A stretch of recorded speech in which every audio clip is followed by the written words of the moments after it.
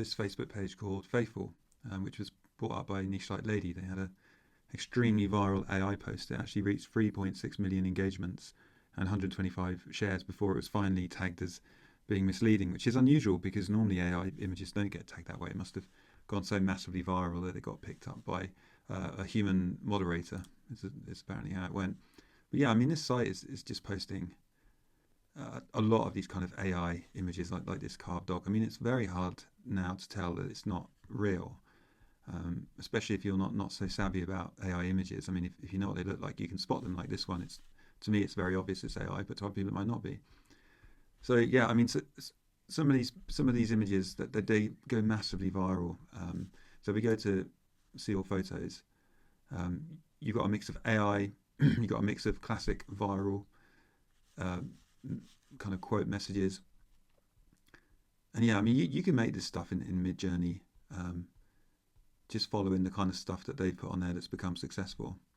So what I really wanted to talk about is that they, I just spotted this one, which is so obviously AI that it's yeah, I mean, but people are replying as if it's real. So, I mean, the thing is, if they think it's AI, people will comment that it's AI, and then it'll spark a conversation, and you'll still get engagement. So it's kind of a win-win with these images at the moment.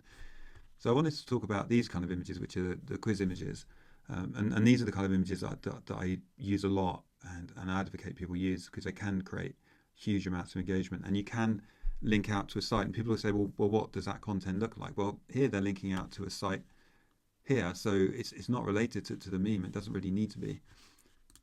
So if we have a look at the site here, I mean, it's a very simple site. Again, they don't generally bother even doing logos.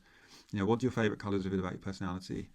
And yeah, I mean, they just put in some text about the actual image and put the image itself in. First color you notice. So now it's really straightforward to generate this kind of content using ChatGPT. And you just want to put in a few paragraphs just to make it like a proper website. You don't want to just have the image. I mean, I've seen sites that do that, and it can work, but if you're running adverts, you want some content. So yeah, I mean, you can see there is a lot of adverts on this page, and obviously making some good money. And they've also got these are called display ads, and this is MGID. There's also Taboola Outbrain, which is the one that I use.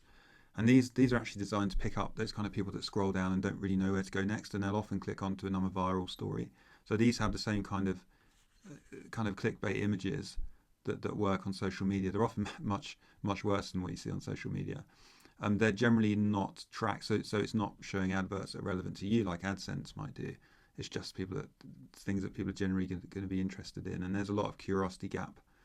I mean, this is obviously a fake image, and there's a lot of curiosity gap. People want to click on those and see what it is. You don't make a huge amount of revenue, between 10 and 25% of what you would make from your kind of regular ads, Mediavine or AdSense.